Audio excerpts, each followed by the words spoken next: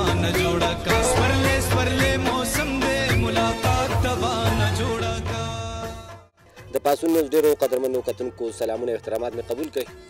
نن د ملګرو سره د فقیر چینې ته راغلي او د فقیر چینې نه پس به بیا لوی سر ته ځو. د لوی سر نظارې به هم په تاسو باندې ګورو. دلته کې د فقیر چینې چې کوم کسان راغلي دي هغوی سره به د دې علاقې په حوالې سره د فقیر چینې په حوالې سره خبرې اترې کوو. راځئ موږ سره. ما پکې د خپلې غریبۍ چوپال جوړ کړی دی. ما پکې د خپلې غریبۍ چوپال جوړ کړی دی.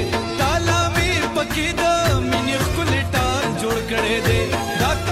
ملګرو دې وخت کې د جامبیل اوسېدونکی نسیم خان خو هم دې ځای ته چکر له راغلی دی. نسیم خان وروره دلته کې چکر له راغلی څه محسوس یې؟ جی زه د چکر دپاره دی ته فقیر چینه وایي خو لارې هم لږې ګرانې دي. زه خو ښه ځای د انجوای کولو دپاره ډېر ښکلی ځای دی. غر دی څوک چکر له راځي نو ښه ځای دی خو لارې لږې ګرانې دي. پرلې موسم دی ملاقات تبا نه جوړه کا. هفتې 2 هفتو نه د دا پروګرام پلان یې تیار کړی وي چکر به لګوو. زه ورته پخپله 22 کاله مخکې راغلی یم. دا اوس چې نن په کوم طرفونو راغلم غلط شوي وو پکې خو هسې دا ځای ښکلی دی نظارې ښکلي دي او دا کوم حساب کتاب چې دی ډېر مزیدار دی په دې وجه باندې موږ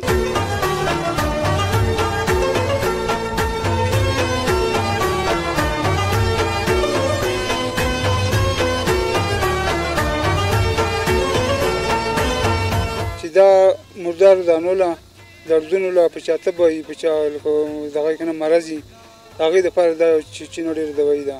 بابا صاحب اوبو ته وایي زما دغه 40 کاله عمر دی که نه او دا ورته راځي دا خلک خو دغسې په شاړو ورته راځي په ګران وو که نه لارې نشتې لارې روانې دي. خلک ورته چې د جمعې اتوار پر ورځ راځي که روزانه دغه د بنیر نه ورته هر ورځ راځي د بنیر نه پېښور نه ورته هم راځي دا د علاقې نه ورته راځي کسان که نه او دې دپاره دا ښه دي د اوبو ډېرې ښکلي دي خو چې تسلا درته جوړه شي نو ډېره به ښه وي.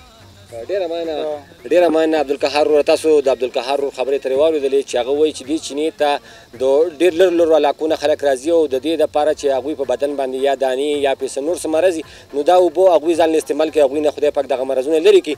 د دې نه پس به موږ تاسو باندې د لوی سر سیل هم کوو چې هلته کې کوم ملګري راغلي هغوی سره به خبرې اترې هم کوو. راځئ موږ سره. صوبه مو په سترګو وي پردې د بې بسۍ د غږ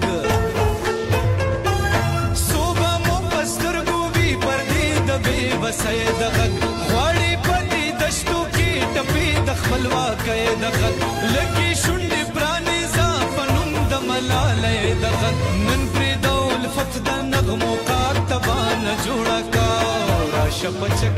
ګرانو کتونکو دې وخت تاسو ګورئ چې موږ د فقیر چینې نه په دې لارو باندې راوتو. لارې جوړونکې نشته لاره به ځان له خپله جوړئ خو دا لوی سر ته موږ دې وخت کې راوختو. لوی سر ته زموږ سره شوکت ورور راغلی.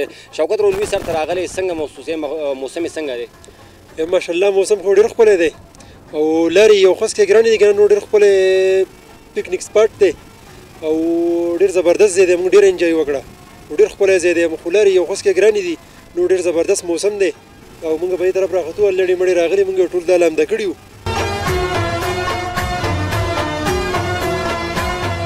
دا خو ډېره ښه ځای دی چې د لوی سر وایي دا کوکارۍ ته مخامخ دی. د کوکارۍ خلک چې کوم تاسو چینل ګوري دا هغو ته ښه پته لګي چې دا لوی سر دی په دې باندې چې کله واورې وشي نو دې ټولو خلکو ته پته لګي. موږ نن نه وختو دا چمندونه هم تاسو یې نه دا د ملنګ جبې نه د کالام نه دغه ځای نه ډېر یو ښکلی ځای دی تاسو ته ښه پته راخو لګه. دلته کې پیاده به راځي د اربټه پورې ورته لار راغلې ده خو نور هم زموږ حکومت له دا پکار دي چې دې ته لکه لار راوباسي روډو ته راوباسي.